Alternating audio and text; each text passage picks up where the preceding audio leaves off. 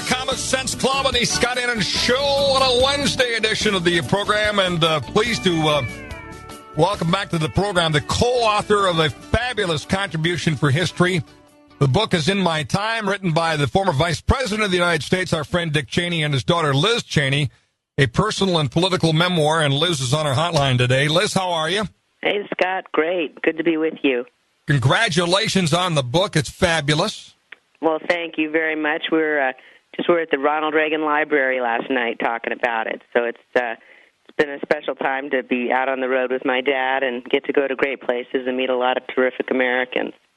No, it's wonderful, and it's a great contribution for history. I know that some of the Washington establishment is all a tether, and even some former colleagues in the Bush administration. I thought your dad has handled this well, as have you in interviews, to just talk about it's how he saw it really, and the fact that some others, whether it be Colin Powell or some staff members of the State Department, get a little ruffled over it. They can write their own version of history, but it's really how your dad saw this. And I kind of label it a missed opportunity in the second term to really go a little further down the path towards advancing freedom because of what happened in Iraq with weapons of mass destruction, that we really missed an opportunity to advance some reforms. Is that a good overview of the second term? Well, I think that, obviously we accomplished a tremendous amount, as you pointed out, and liberating, 55 million people in Iraq and Afghanistan. I think that, what my dad talks about in terms of concern in the second term has to do with our efforts to stop nuclear proliferation. And whereas in the first term, by taking out Saddam Hussein, convincing Muammar Gaddafi that he should give up his nuclear weapons, taking down the network that the Pakistanis scientist A.Q. Khan had established to proliferate this dangerous technology, that we'd accomplished a lot, and that it was critically important that we continue to do that. But in the second term, when you look at issues like North Korea, and, he really details the discussions and the internal debates that went on, primarily between the State Department and folks like my dad, with, the State Department advocating too often a policy where when the North Korean dictator would refuse to comply with the previous agreement, the State Department would say, well, we just better make one more concession to him. And, it ended up with a failed policy. We took the North Koreans off the terrorism list, which we really shouldn't have done, obviously. And, they've continued to demonstrate their dedication towards expanding their nuclear program. We now know they had a secret uranium enrichment program underway. And I think, he really uses it as an example of sort of some important lessons that future presidents and secretaries of state should learn from. And he actually details some of those lessons at the end of that chapter. And that's the missed opportunity I've talked about, because especially when it's followed by an Obama administration, it's understandably dovish and begins the apology tour for America and goes a very different path that you realize what was lost. Yeah, no, and he's extremely grateful to President Bush for what the president did for this country and for the opportunity my dad had to serve.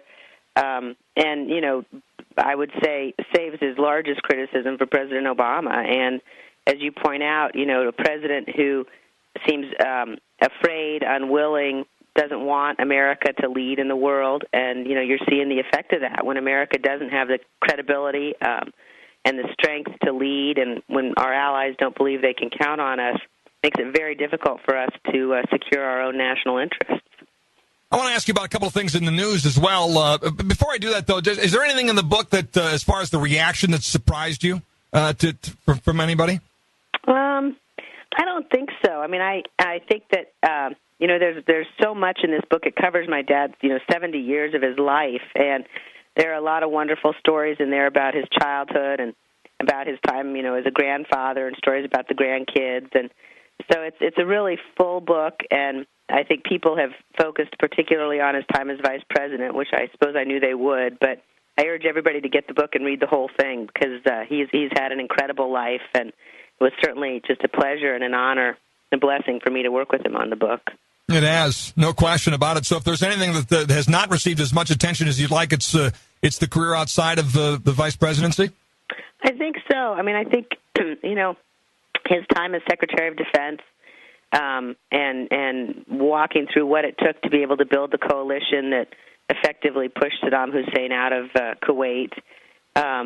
He had 10 years in Congress. One of the things I find fascinating, he got off on a really bad path. He was kicked out of Yale twice and ended up actually in jail, arrested for driving under the influence in Rock Springs, Wyoming in 1963.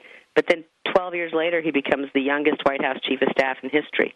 And the story of how he, got himself straightened out and ended up on this unbelievable trajectory that led him, into the West Wing is fascinating. And I just urge folks to take a look at that as well. I want to give you a chance to respond to something Bill Clinton said, responding to Vice President Cheney's comments about his wife, the current Secretary of State. Listen to this. He said, your wife, Hillary Clinton, is the most competent person in the administration, and it suggested that maybe she would be a stronger candidate than Barack Obama. I'm very proud of her, and so I'm always gratified whenever anyone says anything nice about her, and I very much agree that she's done a good job. But I also have a high regard for Vice President Cheney's political skills. And I think one of those great skills is sowing discord among the opposition. Was that what your dad was up to, sowing a little discord amongst the opposition, or just speaking honestly to a question? Well, I think, first of all, he definitely does believe that she seems to be one of the more competent people in this administration. Sadly, there aren't too many folks at the top levels of this administration who understand foreign policy. It's a pretty thin bench.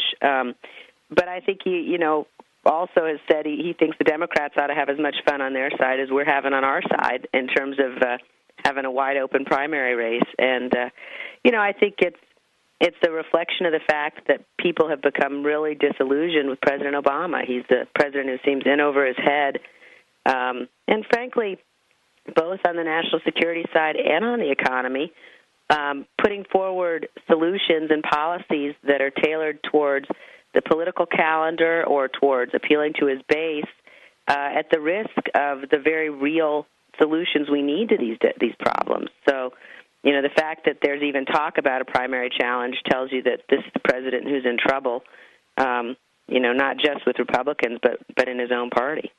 Speaking of the primary race, yesterday the candidates, including Rick Perry, criticized Obama's Israeli policy. Is it a policy that ought to be criticized? You share that criticism? Yeah, absolutely. I mean, I'm not sure that I can recall a time when relations between the State of Israel and the United States have been at such a low point. And President Obama seems not to understand that the key to bringing peace to the Middle East, the key to defeating our enemies, the key to ensuring that America is able to protect our interests is that strong relationship with the State of Israel. And, whether you talk about refusing to meet Prime Minister Netanyahu a couple of years ago when the Prime Minister was in Washington, or demanding a settlement freeze before he would facilitate talks between the Israelis and Palestinians, the President really has walked away in many ways from the State of Israel. So I think it's a policy that clearly deserves the kind of criticism it's getting from folks on our side and from Democrats as well. And the fact we're even having a discussion in the UN at all about a Palestinian state just